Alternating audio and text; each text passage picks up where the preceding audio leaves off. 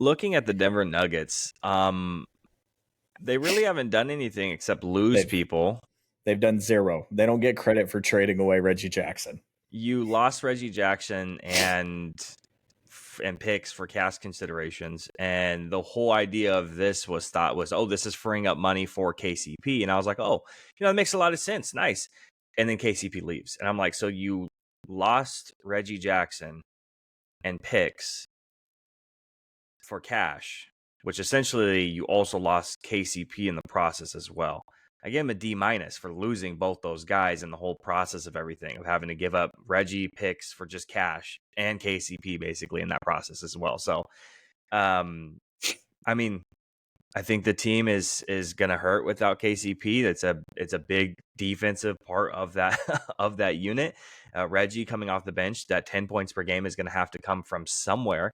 And again, it's more defense from both those guys that they're losing out on. So I'm curious to see how they're going to go ahead and replace that, because as of right now, they're not looking at anything. Now here in the next couple of days, here in the next hour, they could sign someone who is going to be a difference maker, but it's not looking to be so at this moment. Are you sitting in the same boat with this one? Yeah, Denver Nuggets fans could kiss my ass when they do something 5 minutes after we go off air and they say, "Oh, you gave us an F," but it's an F. It's an Yeah. F. You're wasting another year of Jokic's career here with this, because you have Jamal Murray, you have Michael Porter Jr., you have Jokic. That Yep. is a big three. That is a team that can win the finals if you surround them with the right pieces. But how can you look at the Boston Celtics and what they have and think to ourselves, "Oh yeah, no, he's gone, he's gone, he's gone, he's gone, and we're not adding anybody." Like, Yeah. that's just not this with what OKC has done, the emergence of the Timberwolves and other teams in the West getting better. Yep. I don't. And again, okay, DeMar DeRozan, he's not doing it for me. Yeah. Tyus Johnson, he's not doing it for me. You're going to add Buddy Hield, whoop-de-doo, not doing it for me. Honestly, I haven't even heard.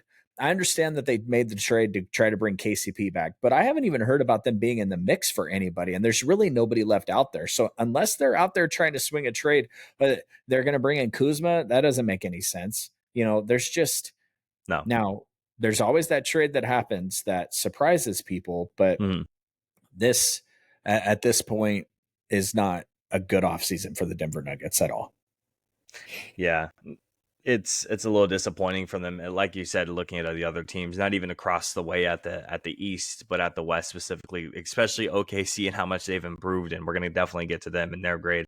And then the Timberwolves haven't really lost anybody. I know Kyle Anderson is still out there, someone that they could still potentially bring back, but their core guys are still there. Their starters are still there. And they also traded up like way up in the draft to go ahead and try to grab another point guard for the aging Mike Conley. So they're trying to Well, improve and they're trying to stay young.